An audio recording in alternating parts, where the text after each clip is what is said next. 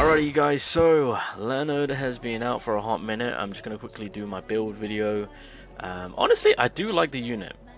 There's key things about this unit which actually sets him apart and actually gives us a different strategic look on how to go about combating, I guess, fight, raids and whatnot with his fight. Because, I mean, let's be real, Amamiya is, you go in there, you ult, and then you literally just spam, right? Len, on the other hand, he's more so paralyzing the enemy, and the DOT that he can apply, he's a good rotation player, and the DOT that he leaves behind really stacks up on to help out Gotoruji. So honestly, these two boys together is actually very nice. Gotoruji, also he himself, the way that he was built, it was very questionable at the very beginning to be like, why is he so like, he's buffing up himself from the crit things and whatnot. That's what. But it makes sense now with how he's paired up with Lennart. I will say that right now. But anyway, build wise, obviously you want to make sure that the weapon is up there, as it will give you that paralysis along with his kit, giving that huge increase in the defense side of things. And then obviously if you want to go furthermore into the A6, A10 region, that will then you'll give yourself an extra 15% if you want to max that out. But at the very least, make sure that you're maxing it out at the very most at A5. Sorry, to get the most out of the defense increase for the weaponry, of course. Moving along, skill wise, I believe what it would recommend would be the ult and the basic skills, and then I think go straight to QTE. I think that's the that's the rotation that they do. But I mean, as long as you got the skills, the basic skills, and the ult going, you're chilling, right? There's no correlation to him kind of going back into his cores and whatnot. So just make sure the basic skills and the ultimate are cook up, storm, and then obviously if you want to work on and put levels up on the QTE, it would not actually be a bad idea. Gear set wise, obviously team fight wise, this is, I mean, a kit to obviously just have and prepare. I already had some set kits already prepared when I was working on Char, because of course Char also has defense scaling, so it made my life a whole lot easier to actually work on this. But outside of that, this is the kit that I'm going to be most of the time running. So again, defense scaling, get that iron will on, get that the obsidian set on, of course, and yeah, I think at that moment, I mean, you can also do 2 curse, 2 infamy, and then you can run the obsidian. You can run a full curse set, that's also optional, but I think running a full 8 of that is fine. If you want to put 2 curses in there, you can also apply that. And then the alternative will be this play, of course. Stat wise, I believe I mean, yeah, clearly you want to cater to defense, damage increase. I mean, these are the standard 3. If additional defense pops up, that's fantastic. If critical hit rate pops up, that's fantastic. So those are the the additional other 2, which I would say also look out for. But that's predominantly the substat, as well as critical hit damage on the right hand side is what you're going to be looking out for, including the ones that I've just mentioned, of course. So easy as that. And then cores for right now, that's kind of what I'm rocking with. The middle one I was considering buffing up, or not buffing up, applying this one, but because this Leonard is such on a high rotation play from my play, he's never going to be below the HP. Well, not that I've experienced it, but for the most part, not that I can see. But I mean, it might be worth to maybe build something up on the side to be like, maybe this could help us out. But for right now, yeah, I'm just going to keep with the double red and purple and just try and cater to critical hit damage increase, what they've got cooking up. You know, that's going to be helping us out in the middle. You want to put the defense in. So that's kind of what we're looking at on the core set wise, of course. So that's pretty much, you know, as easy as it gets to kind of build up the Leonard, of course, and how I'm going it. Again, things might change. I mean, with Char, when I did the initial build, she has slightly changed up. You know, double infamy, double curse, full, and then full obsidian, or full infamy on the right hand side. Alright, so taking a quick little look on this Leonard character. So obviously I've got my A5, and yeah, we're gonna see, I mean, well, you guys are gonna see the consistency throughout this man, of course, on how he works, of course. Obviously you don't need to worry about losing my analysis, because of course we're gonna get tagged for that. So we'll apply this, So here we go. So literally comes in because of the weapon. We can add that paralysis, of course. There's that DOT in play. We're going to continue on that DOT. I'm going to pretty much leave the field now and go straight to Ruji, because obviously we want to maximize damage. This is kind of like the way it's going to be fair. But the thing that you guys will see is immediately once we go back into Leonard, even with a high rotation play, he'll have everything at the ready, which is ridiculous. But I don't think I'm going to be able to... Wait, maybe? Oh my god, I'm pressing the wrong freaking skill button. Okay, that's fine. Alright, could have gotten a breakage there, but that's fine. So, Leonard comes out, we've got the paralysis, and you will see the consistency of this Leonard and how he's just going to be playing. So, literally, does his thing, go to Ruji, comes in. Go. Spam, dodge.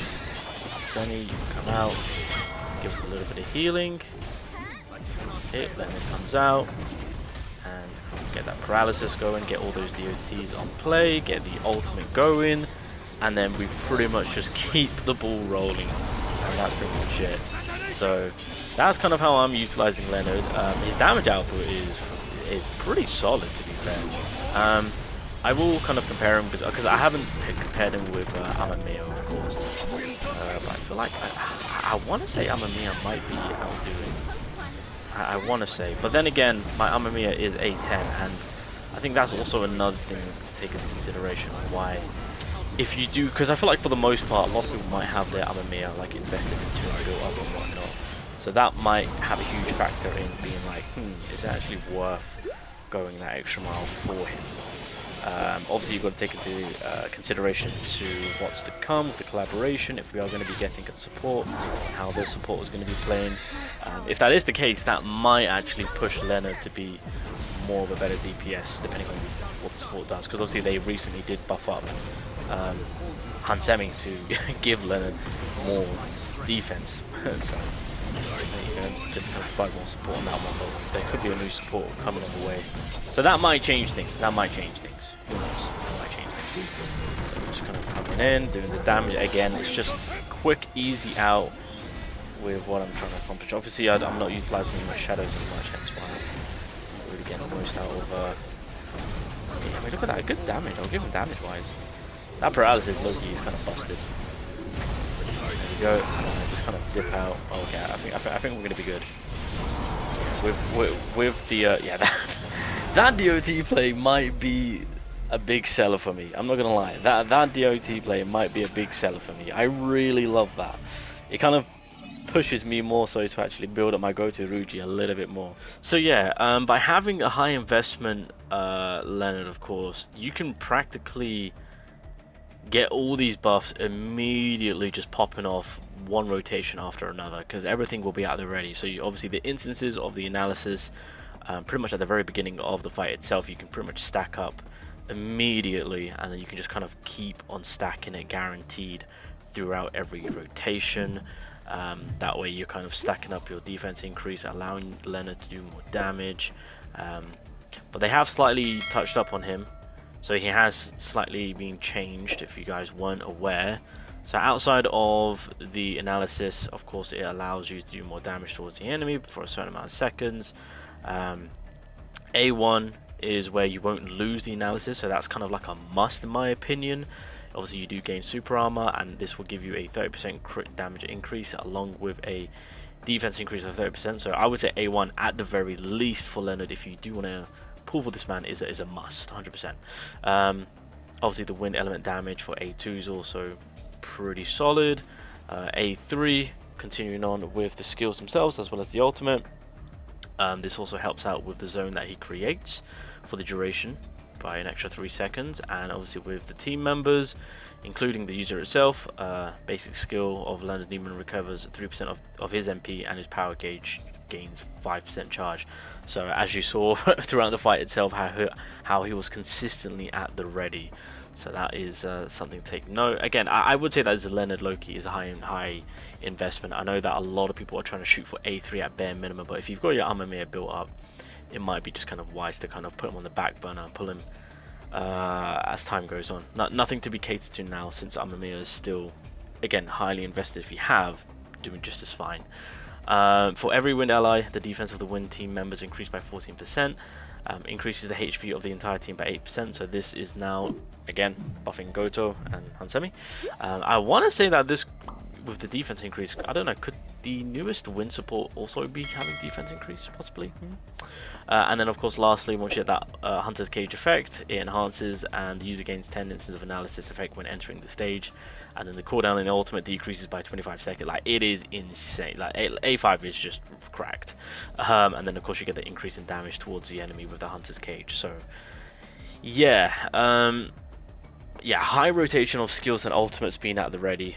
So you've got that consistent of big hits. But like I said, I'll have to recheck things with Amamiya to see where she stands. So I'll have to kind of go into that same fight, put the power level down just slightly and just kind of see. I'll do a whole separate video on that one, boys, so that way we can kind of take a look at it. But just kind of specifically looking at obviously Leonard's build and just kind of seeing how this man works. He's a good unit. I would say A1 bare minimum, A3 is a sweet spot. If you can max him out, go for it, because what you would get is that high rotation, skills at the ready, that consistency of big damage paralysis going into Goto Ryuji. So pretty much that burst of high amount of damage between Leonard and Goto Ryuji, that's kind of what you're looking at through the rotation of the wind element, and that is going to be the biggest play. And if you can continuously build them up, then yeah, that section of that burst enemy through the rotation will be a huge play. So I'll try him out on the workshop and like we'll have some fun with him. I still need to work on him. I still need to build up Goto Ryuji 100%. We've got to build that man up, because now we've got the two boys coming in and putting in the work. Finally, the boys are here. The boys are taking, well, not exactly taking over, because the collaboration is going to be all girls, but you guys get what I mean. So I just kind of wanted to give Leonard his props and kind of give my honest opinions about the man. Solid unit, good numbers, love the rotation play, high burst damage, of course. A5 is kind of where he's looking to be pretty disgusting. Once you get to A10, I might cater more so for him over Amamiya. Maybe, possibly, I don't know, we'll see.